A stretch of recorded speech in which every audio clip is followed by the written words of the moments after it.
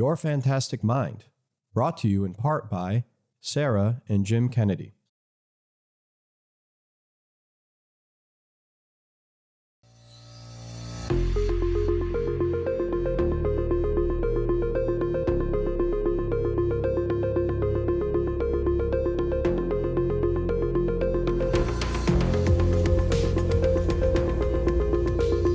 Welcome to Your Fantastic Mind. I'm Jay Watson.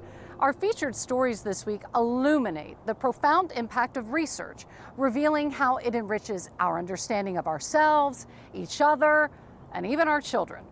Our first story tonight explores groundbreaking research examining the effects of racism on the human brain. But the researchers didn't stop there. Their next step, more research to see what could be done about it. Today, what we're going to be doing, putting something around you that measures your breathing. Come on in. What has led these research participants to this room, to this booth? We're going to get started. Okay. Today, we're going to be doing the breath-focused meditation. Came after what neuropsychologist and trauma researcher Nagar Fani discovered in a study of 116 Black women who reported experiencing racial discrimination. 55 of the participants underwent functional MRI, which looks at brain activation as people do a task. In this case, the women focused on tasks that required attention while looking at stressful images similar to this. Areas of the brain that are involved with self-regulation, so regulating your emotions and thoughts and things like that, light up more in people who've experienced more racial discrimination. Those areas of the brain, the middle occipital cortex and the ventral medial prefrontal cortex, are regions associated with vigilance and watching out for threat. Which is right here. And what our data is showing is that experiences of racial discrimination might be showing an encumbrance on the brain functionally that's translating to structural vulnerability. So we see a structural degradation in the brain, white matter and gray matter. So these are two different types of brain matter that relate to connections between brain regions or the number of neurons that are in the brain. This is looking really interesting. And we can see that people who've experienced more racial discrimination have proportionally more kind of weathering of brain structure. The sensor that's picking up her breathing. This first of its kind study showed the burden that racism places on people's brains. Coping with racism requires a lot of energy, and it takes a toll on the brain and can put people at greater risk for a host of health issues, including neurodegenerative diseases. We know that problems like Alzheimer's disease are twice as likely in Black individuals versus white people, and we don't really know what are the pathways that are creating that vulnerability. Here you can see the vibration. Fani decided to do something about what her study showed. If you hold out your hand. To attempt to ease the burden on the brains of people impacted by racism. Some of the highest rates of PTSD are in Black women. Now we wanted to bring you in. Partnering with psychologist and neuroscience researcher Dr. Greg Siegel at the University of Pittsburgh, they launched a pilot meditation study with 65 African American women, and it showed promising results. We also see other areas. What followed was $4 million in grants from the National Institutes of Health to fund a larger study of 200 people at the University of Pittsburgh and Emory University.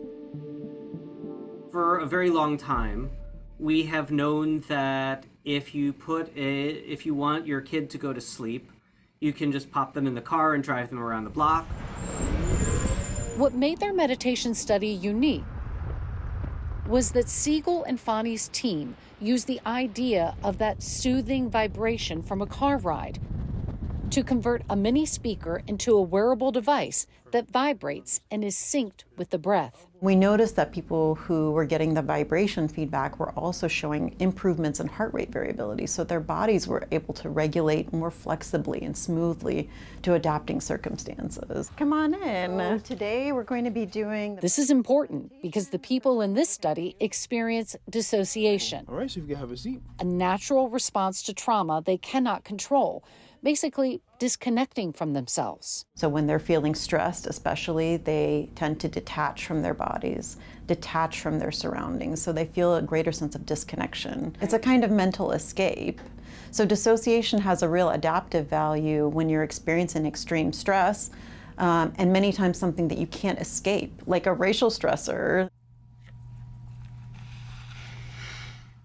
Even if you can't pay attention to what's going on in your body, if we synchronize vibration to your breathing, then you're paying attention to something that's soothing, that we know is not threatening for exactly this population. As you breathe, you're going to experience a vibration that's kind of proportionate to your breath. In the pilot study, brain imaging data showed increased connectivity in brain networks that involve awareness of the body and connecting with the body.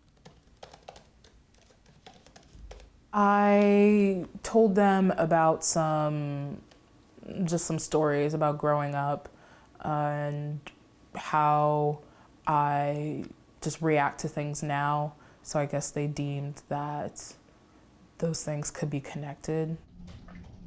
Kayla White had never been told she dissociated. I never realized that's what it was until it was really described to me when they were doing the preliminary kind of background.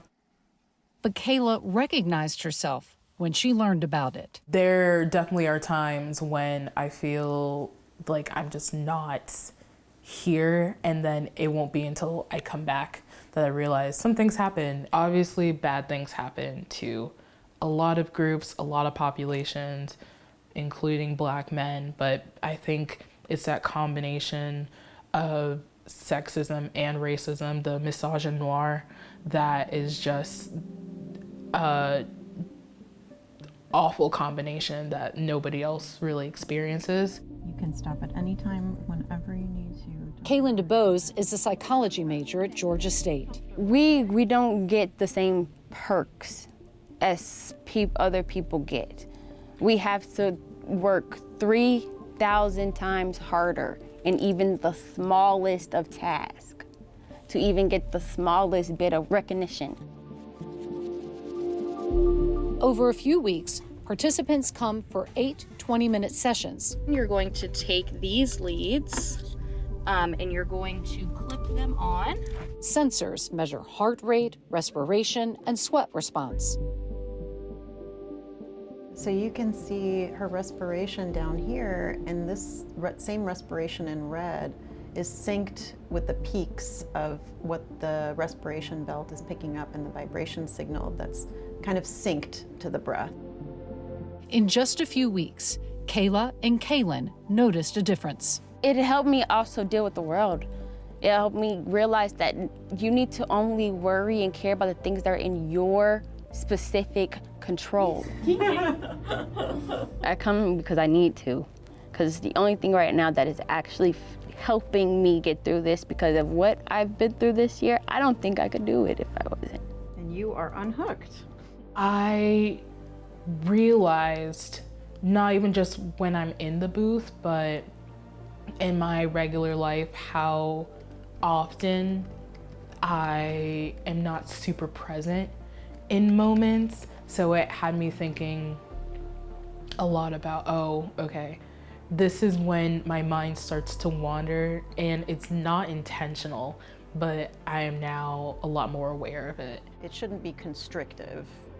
Giving them a safe entree back into their body where they can sit in it, and maybe even when they're reminded of some difficult things, sit in their body and feel, is huge. People are getting better. They're losing their PTSD diagnoses. They are dissociating less. They are telling us stories of how much more comfortable they feel living their lives. Plans are underway to create an inexpensive product that would be widely available. Who can't benefit from something that helps people focus their attention and feel more calm and relaxed? You know, this isn't just for people who've experienced trauma.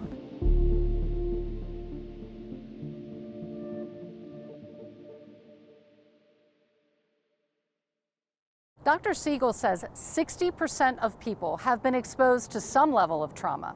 Development of an inexpensive vibrational device for the general public will continue, while the study goes on for a few more years. So let's dive now into a story about inflammation. You know, a word that pops up just about everywhere these days. But this is about inflammation in our bodies and its impact on our brains, specifically concerning depression. This is important research that could change the way people are assessed and treated in the future. And we're trying to dig in a little deeper to find out what's going on immunologically. Even before he finished his residency, psychiatrist Andrew Miller got his first government grant to study the immune system and its relationship to depression.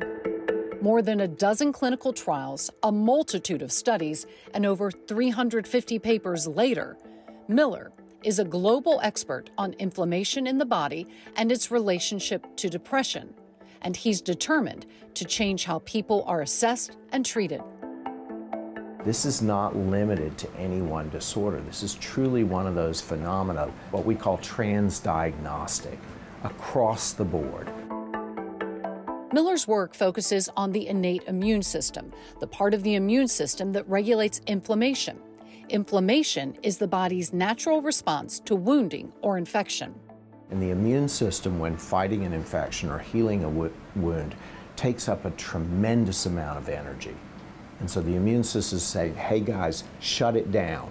We want to shut all the behavioral activity down. That's why you see the loss of motivation. I'm not motivated to do anything. I don't have the energy to do anything. And my brain's not working so great anyway. So people shut down. Think about how you feel when you get a cold. You may feel sluggish, not motivated, maybe even down. This response usually goes away after you heal. But in some instances, the inflammation necessary to fight infection can persist and become chronic. Miller says inflammation can be a factor in all psychiatric disorders, but also in cardiovascular disease, diabetes, autoimmune and cancer patients, and he shares a story from 30 years ago. The oncologists were giving inflammatory molecules called inflammatory cytokines to cancer patients as one of the early immunotherapies. And what they noticed is that the patients were becoming depressed.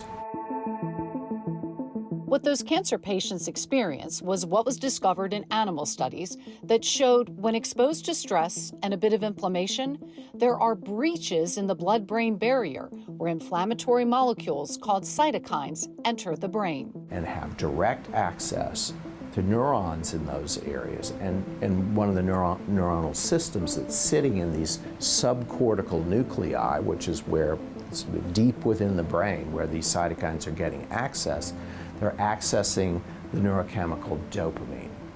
And if you want to shut somebody down, take away their dopamine. Parkinson's disease is a disease of no dopamine. These inflammatory molecules drive down dopamine, a neurochemical that gives us feelings of pleasure, satisfaction, and motivation. Dopamine plays roles in controlling memory, mood, sleep, learning, concentration, and movement. Generally, what we believe is that about 30% of people who are depressed have increased inflammation as part of their issue. Miller says if you block the inflammation, you reverse the effects. But which drugs are best for depression are not yet clear. There are a number of studies looking at several anti-inflammatory drugs to treat depression. There are also drugs to boost dopamine levels. With the dopamine, we can replace dopamine. We can also give drugs that stimulate the release of dopamine. So if you are a patient with depression, with increased inflammation, you'd be better off with a drug that's targeting dopamine than one that is targeting serotonin. One of the biggest contributors to inflammation in the body is obesity. Probably the most important source of inflammation in modern humans is excess weight. Fat cells grow really quickly, they outstrip their oxygen supply, and they die. And the immune system sees that cell death as a wound. So if you go into fat tissue and you did a biopsy and you pulled it out and you looked at it in a culture dish, you would see that fat tissue is loaded with inflammatory cells. And those inflammatory cells produce a boatload of inflammatory mediators that get into your brain and then can change the neurochemicals, the neurocircuits in the brain, and ultimately your behavior.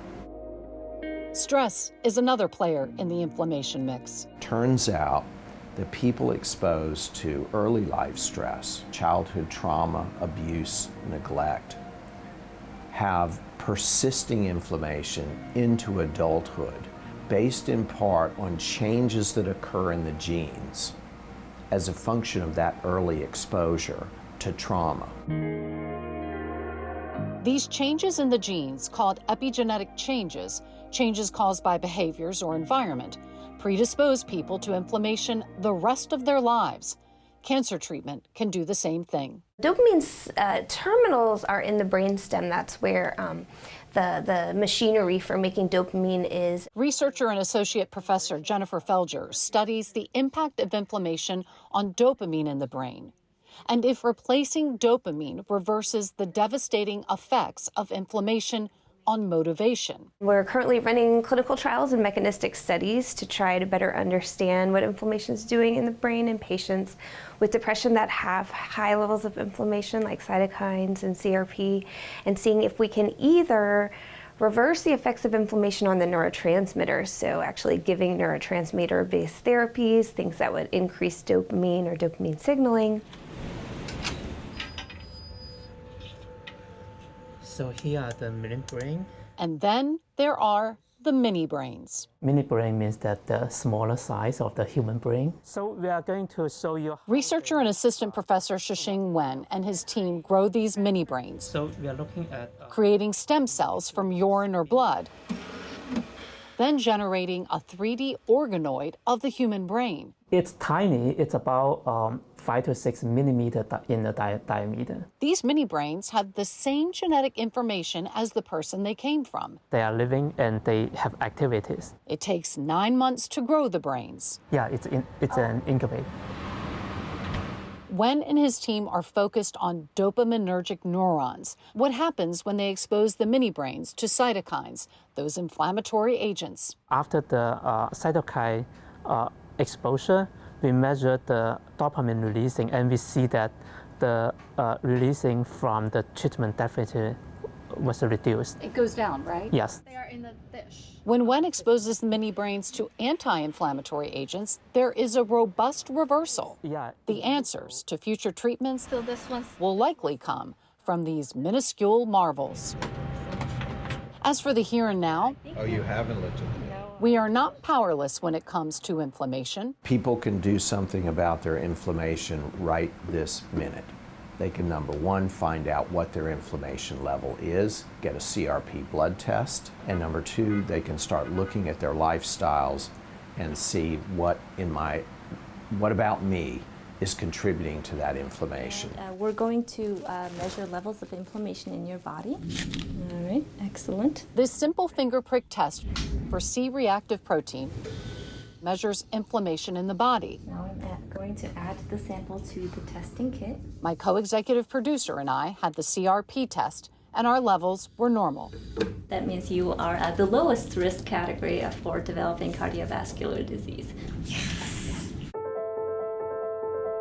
There are many factors that can drive inflammation: stress, sleep, aging, disease, obesity. So how do we combat inflammation? With an anti-inflammatory diet, such as the Mediterranean diet, by losing weight, by managing stress with exercise and mindfulness. This helps to manage the body's autonomic nervous system, which has two parts: the fight or flight part, known as the sympathetic nervous system. It is the sympathetic nervous system that drives inflammatory responses in the context of chronic stress. The parasympathetic nervous system is responsible for the opposite of fight or flight, when we are relaxed, resting, or eating. When the sympathetic nervous system comes on, the parasympathetic nervous system comes on as a sort of a brake. So if you strengthen your parasympathetic nervous system through exercise, yoga, Tai Chi, meditation, deep breathing exercises, all of these can abrogate or eliminate or reduce this effect of the sympathetic nervous system on driving inflammatory responses in the context of stress. Miller is working towards the day when treatments and prescribing will be based on one's inflammatory status. Almost 40 years after that fourth-year resident got his first grant, he's not slowing down. He can't stop now. I want to see this all the way to the point where we're actually able to make changes that will impact patients in a way that when they go to the clinic, that inflammation measures are gotten and treatments are given based on their level of inflammation. I want to see that through all the way to the end. And until that happens, it don't mean a thing.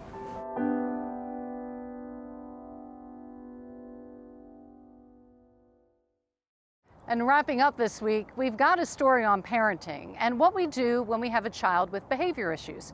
Maybe we try to deal with it ourselves, or we go to our pediatrician or mental health professional. But this story flips the script, showing how we parents can learn strategies that actually strengthen bonds and dial down behavior issues. Welcome to the Incredible Years Parenting Class. You could do it! 9-year-old Harper has gotten really good at bike riding. Great job, great job. Slow down a little bit. Don't go too fast now. I'm not.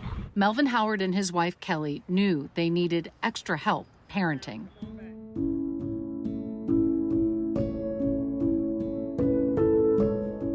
But she used to tell me, you always talk about the bad things I do. Why you don't never say anything about the good?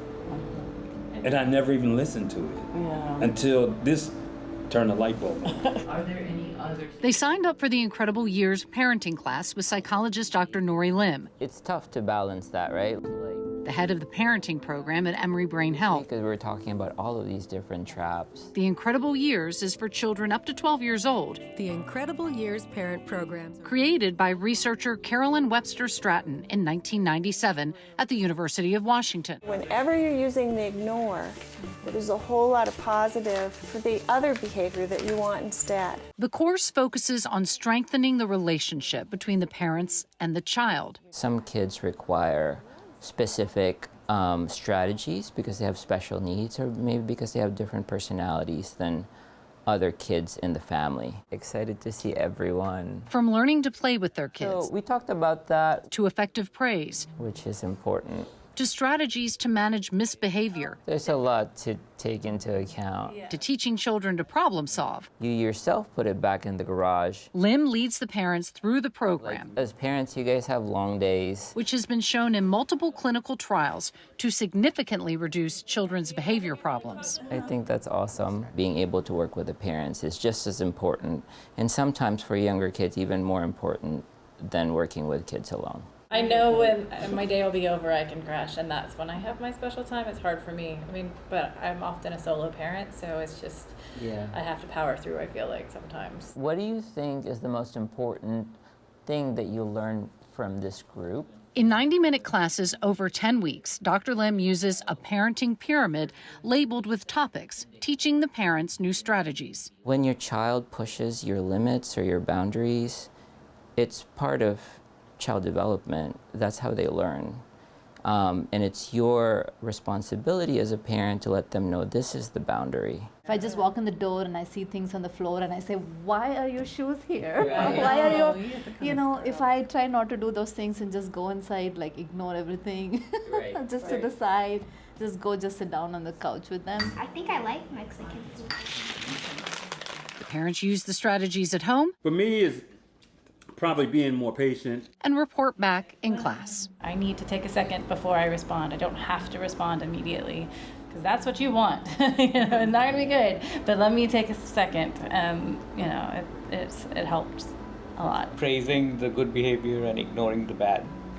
That has really helped. I mean, ready. Kelly Howard says special time was a game changer. She started liking me after the special time. In special time, Harper gets to choose what they do, one-on-one. It's great. Like, she kisses me throughout the day.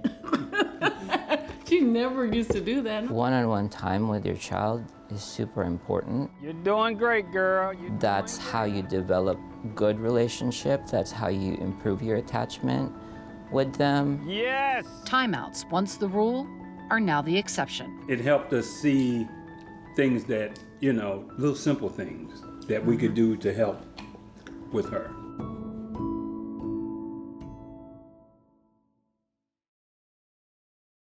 And that's going to do it for us this week. See you next time on Your Fantastic Mind.